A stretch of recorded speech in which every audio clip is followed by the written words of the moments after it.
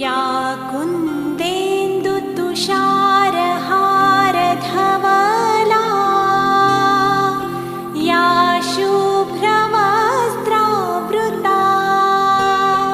या वीणावरदण्डमण्डितकरा या श्वेतपद्मासना